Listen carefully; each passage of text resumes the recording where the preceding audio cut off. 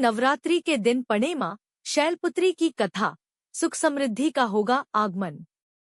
नवरात्रि के पहले दिन माँ शैलपुत्री की पूजा की जाती है।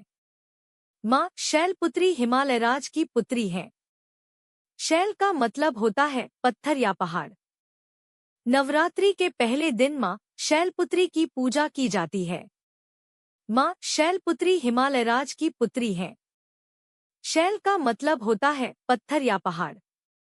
नवरात्रि के पहले दिन शैलपुत्री की पूजा इसलिए की जाती है ताकि जीवन में उनके नाम की तरह स्थिरता बनी रहे, जीवन में अडिग रहकर अपने लक्ष्य को प्राप्त कर सकें। नवरात्रि के पहले दिन कलश स्थापना के बाद माँ शैलपुत्री की पूजा की जाती है। दुर्गा सप्तशती का पाठ किया जाता है। बता दें कि पुराणों में कलश को भगवान गणेश का स्वरूप माना गया है, इसलिए नवरात्रि में पहले कलश पूजा की जाती है।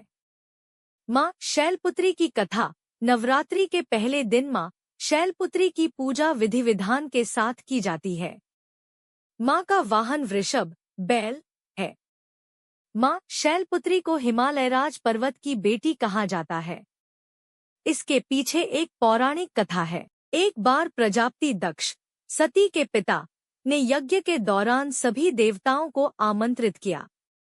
उन्होंने भगवान शिव और सती को निमंत्रण नहीं भेजा, लेकिन सती बिना निमंत्रण भी यज्ञ में जाने को तैयार थी।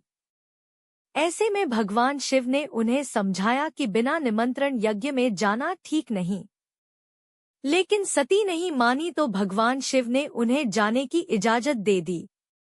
सती पिता के यहाँ बिना निमंत्रण पहुँच गई और उन्हें वहाँ बिना बुलाए मेहमान वाला व्यवहार ही झेलना पड़ा। उनकी माता के अलावा सती से किसी ने भी सही से बात नहीं की। बहनें भी यज्ञ में उपहास उड़ाती रहीं।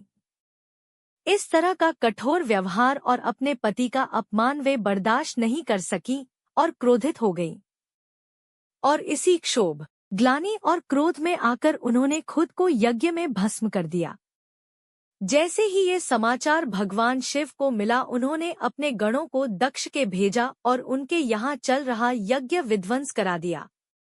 अगले जन्म में उन्होंने हिमालय की पुत्री के रूप में जन्म लिया। उन्हें शैलपुत्री कहा जाता है और नवरात्रि के पहले दिन शैलपुत्री माँ की पूजा की जाती है। धन्यवाद।